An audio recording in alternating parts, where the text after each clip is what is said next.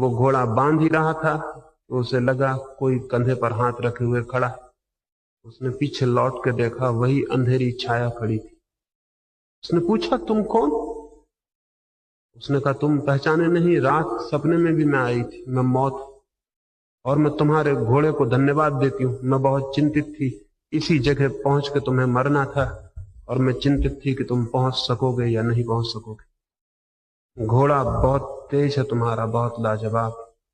सूरज ढलने के पहले उसने तुम्हें ठीक जगह पहुंचा दिया। मैं तुम्हारे घोड़े को धन्यवाद देती हूं। यह आदमी दिन भर भागा मौत से और सांझ मौत के मुंह में पहुंच गया। क्या आप किसी ऐसे आदमी को जानते हैं जो जिंदगी भर भागा हो और मौत के मुंह में न पहुंचा हो? शायद ही ऐसे किसी आदमी को आप जानते हो, क्योंकि बड़े मजे और रहस्य की बात यह है कि जो दौड़ता है वो मौत के मुंह में पहुंच ही जाता है। जो ठहरता है वो मौत से बच भी सकता है।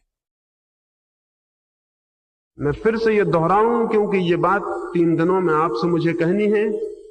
जो दौड़ता है वो मौत के मुंह में पहुंच ही जाता है, लेकिन जो ठहर जाता है वो मौत से मुक्त हो जाता है, वो मौत से बच जाता है।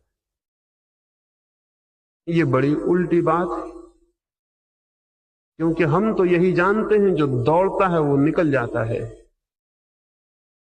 हम तो यही जानते हैं जो दौड़ेगा वही बचेगा। लेकिन आज तक किसी दौड़ते आदमी को बचते हुए देखा है?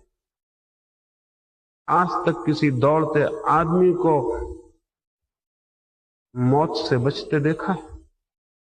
नहीं, आज तक कोई दौड़ता आदमी मौत से नहीं बचा, क्योंकि दौड़ने वाला चित्त इतनी उलझन में होता है कि वो उसे जान ही नहीं पाता जो जीवन है। दौड़ने वाला चित्त इतना अशांत होता है कि वो झांक ही नहीं पाता स्वयं के भीतर, जहां की वो है जो कि अमृत है। दौड़ने वाला दौड़ता है और जितना दौड़ता है उतना मौत के निकट पहुंच जाता है। घोड़ा जिनके पास तेज है, मौत एक दिन धन्यवाद देगी उनके घोड़े को,